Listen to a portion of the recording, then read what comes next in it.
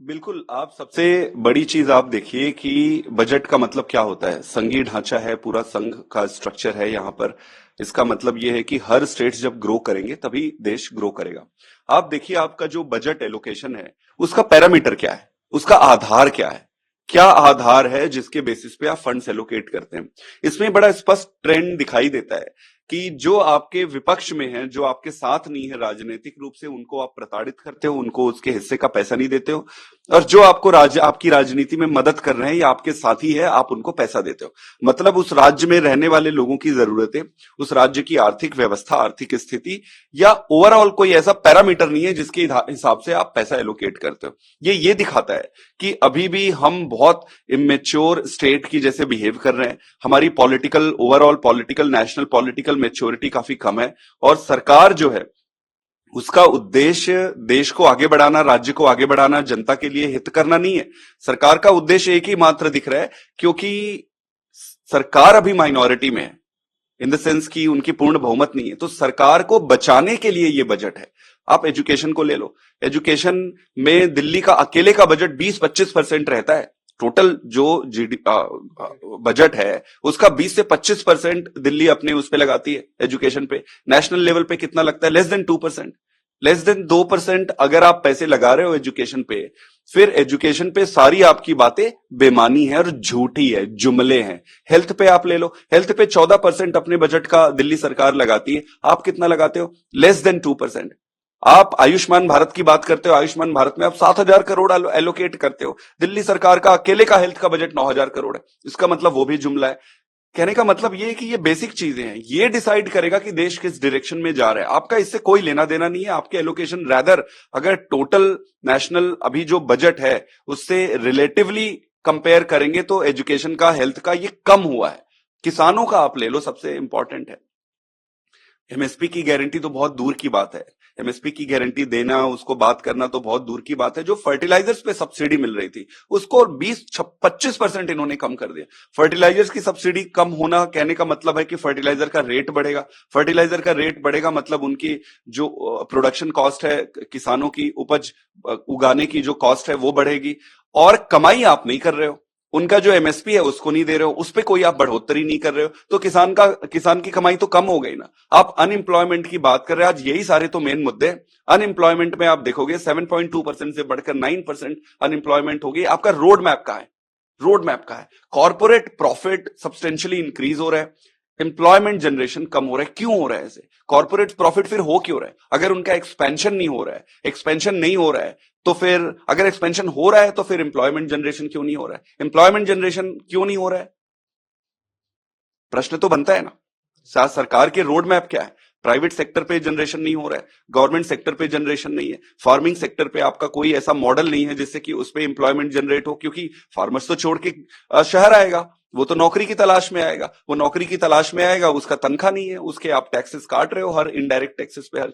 कहने का मतलब है कोई विजन नहीं है। सरकार को बचाने वाली बजट है, देश को बचाने वाली बजट नहीं है। जो बजट को लेकर कहा जा रहा है कि बिहार के हिस्से में काफी कुछ दिया गया सरकार को बचाने के लिए, नीतीश कुमार का कल इस पे वर्जन है, उन्होंने काफी सेफ्टी का आंसर दिया कि हम स्पेशल स्टेटस की मांग कर रहे थे या स्पेशल पैकेज की मांग कर रहे थे, हालांकि स्पेशल पैकेज दिया गया, स्पेशल एक तरह से फंड दिया गया, लेकिन स्पेशल स्टेटस की बात तो है।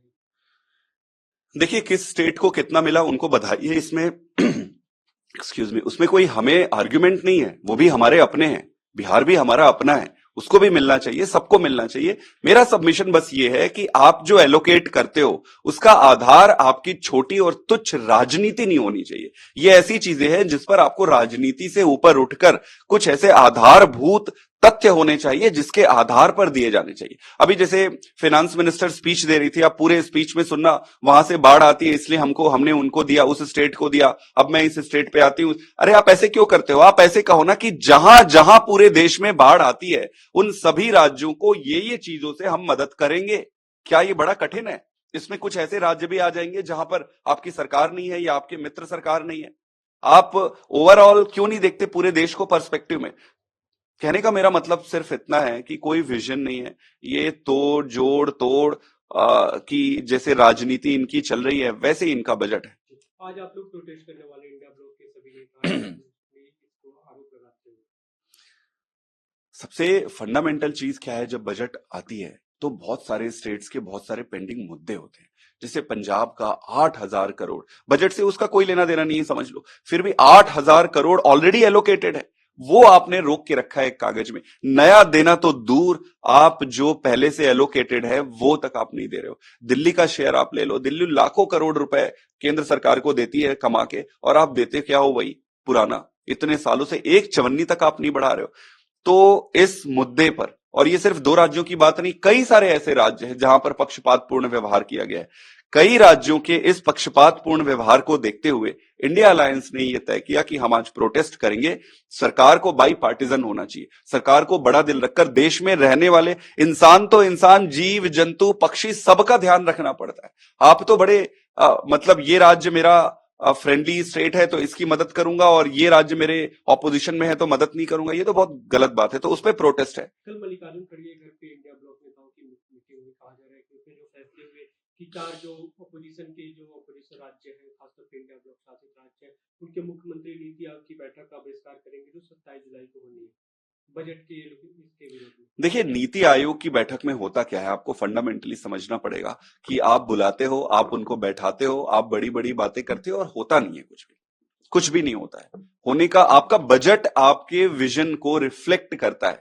आप जिस चीज के लिए पैसा दोगे करोगे तो वही ना, आपके बजट से ही रिफ्लेक्ट हो रहा है कि आप करना क्या चाहते हो। नीति आयोग की मीटिंग में आप मुझे बता दो कि आज तक ऐसा क्या फंडामेंटल और सब्सटेंशियल काम हुआ है। वहां पर सिर्फ एक ही काम होता है कि कैसे किस राज्य को पीछे ढकेलना है, किस राज्य को आगे बढ़ाना है। तो कहने का मतलब यह है कि सरकार अगर इतना नॉन कोऑपरेटिव और इतनी छोटी मानसिकता से प्रोग्रेस कर रही है तो उनको जगाना पड़ेगा, उनको बताना पड़ेगा कि आप गलत कर रहे हो। छोटी राजनीति से ऊपर उठो, बड़ा सोचो। देश, विशाल देश के आप प्रधानमंत्री हो, इतने महान और विशाल देश के प्रधानमंत्री होकर इतनी तुच्छ मानसिकता से अगर आप बजट बनाओगे तो देश बनेगा कैसे, बढ़ेगा कैसे। एक और चीज उस मीटिंग में निकली, जिस तरीके से अरविंद केजरीवाल जी को ये जेल में रखे हुए हैं, जेल में ये रखे हुए हैं, बाकी सारी चीजें दुनिया के सामने है कि कैसे रखा हुआ है। लगातार उनका जो ब्लड शुगर है वो डिप हो जा रहा है, 50 से नीचे आते जा रहा है। कहने का मतलब जो भी इस चीज से अवेयर है, जो जानकारी रखते हैं, वो आपको बताएंगे कि इस तरीके से शुगर लेवल अचानक रात के समय डिप होना व्यक्ति के जान के लिए खतरा है। तो और इस पर जो एलजी साहब है वो चिट्ठी लिखते हैं कि आप ये नहीं खा रहे, मतलब मजाक बना के रखा है। इतनी ओछी राजनीति। कल सारे जो नेता थे सबने अपनी व्यक्त किया, कंसर्न रेज किया इस पर कि ऐसा नहीं होनी चाहिए, आप राजनीति करो, किसी को मारने का षड्यंत्र ना करो आप। तो उस पर भी सब लोगों की सहमति बनी, उस पर भी डिस्कशन हुई। कहा जा रहा है कि साझा प्रदर्शन भी होगा इसके मुद्दे को लेकर। बहुत सारे नेताओं ने ये रखा कि साझा प्रदर्शन करेंगे। इस तरीके से आप किसी भी नेता को जबरदस्ती आप पकड़ के जेल में नहीं डाल सकते, और जेल में डालने के बाद आप उसको मारने का प्रपंच और प्रक्रिया नहीं रख सकते। भाई कल को आप कह दोगे कि उनका शुगर डाउन हुआ और शुगर से ये कुछ हुआ, एक्सीडेंट हुआ, पर शुगर डाउन हो रहा है तो आप कर क्या रहे हो उसके लिए। तो कहने का मतलब है सबने कंसर्न रेस किया, क्योंकि ये हाँ, क्योंकि ये एक लीडर का मुद्दा नहीं है, एक पार्टी का मुद्दा नहीं है, ये लार्जर इशू है, बहुत बड़ा इशू है। दिल्ली में ही प्रोटेस्ट करने का प्लान है। अभी इस पर डिटेल जानकारी आपको एक आध दिन में दे देंगे। ये भी कहा जा रहा था कि साझा बयान जारी होगा, हालांकि वो नहीं हुआ अब तक, जो इंडिया ब्लॉक की मीटिंग के बाद होता है अब तक। वो करेंगे, बहुत सारी चीजों पे डिस्कशन हुआ है। आज जैसे प्रोटेस्ट है, आपको एक्शंस दिखेंगे। एक अंतिम सवाल, राहुल गांधी से आज किसान नेता मिलने वाले हैं, जो किसान नेता लगातार प्रोटेस्ट करते रहे बीते दिनों। उनकी मांग है कि एक प्राइवेट मेंबर बिल लाया जाए जो किसानों की मांगे रही और उसे सदन में पास कराया जाए। नहीं, बहुत सही है, प्राइवेट मेंबर्स बिल के थ्रू आप किसानों के इश्यूज, जब आपकी सरकार इतनी संवेदनहीन हो जाती है तो प्राइवेट मेंबर बिल लाने के अलावा और कोई ऑप्शन नहीं बचता है। ये तो सरकार को लेकर आनी चाहिए, इस पे डेलिब्रेशंस होनी चाहिए। अगर सरकार को लगता है कि पैसे की दिक्कत है तो आप एक ओपन कॉन्फ्रेंस करो, उसमें let the ideas come, everyone should give their ideas. आप सारे आइडिया, अगर आपके इंटेंशंस क्लियर है तो रास्ते बन जाएंगे। दिक्कत यह है कि आपको किसानों से दुश्मनी निकालनी है, आप नफरत करते हो उनसे। दिक्कत यहाँ पे निश्चित रूप से, देखो बिल देखने के बाद ही सारा डिस्कशन होगा, लेकिन किसानों के लिए जो भी उचित चीजें आएगी हम जी जान से समर्थन करेंगे।